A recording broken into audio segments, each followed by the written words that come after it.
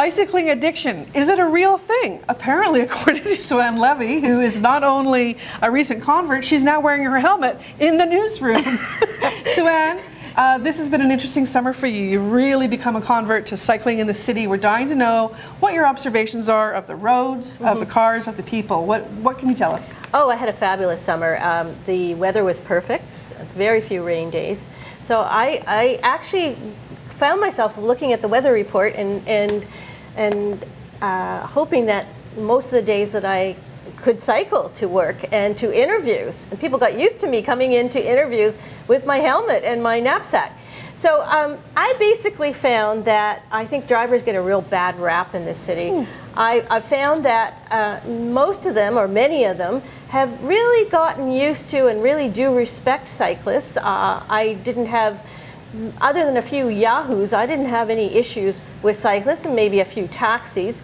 The big issues I had were with very impatient cyclists who can't seem to spend the $10 that they need to spend to have a bell on their bike.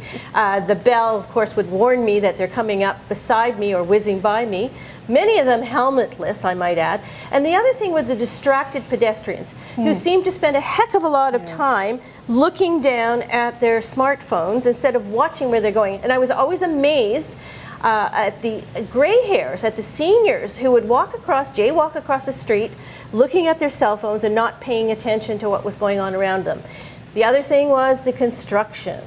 The construction season is on full tilt in the summer months, and I actually took a bad fall in July, trying to wend my way through a water main construction project, but of course it didn't stop me from getting back on my bike. In every big city, this seems to be an election issue. Yes. As our populations grow, people look at other forms of transportation. Will it be, or is it already an election issue in the city? It is an election issue because you've got Jennifer Keesmaat running against John Tory, and if she had her way, she would bike lane every street, I should say, in the city. She claims to spend most of her time atop her bike. So, and bikes everywhere, she says. I'm not sure that's always true. I do think she takes the odd cab. But, I mean, the issue with cycling lanes I found at City Hall is that they seem to be rammed down people's throats on major arterials like Bloor Street, for example, and on Woodbine, which the cycling lanes aren't being used, and with no forethought to the fallout of the lanes on major arterials like the ones I've mentioned.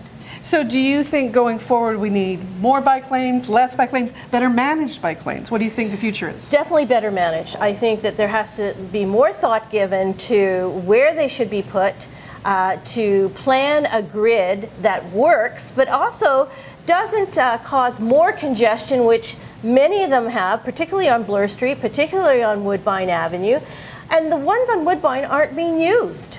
Well, Sue-Ann, thanks so much for your observations. You convinced me to maybe get back on my bike. We'll see how it goes. I did after that major fall in July. Let us know what you guys think on Twitter and Facebook, and please subscribe to our YouTube channel.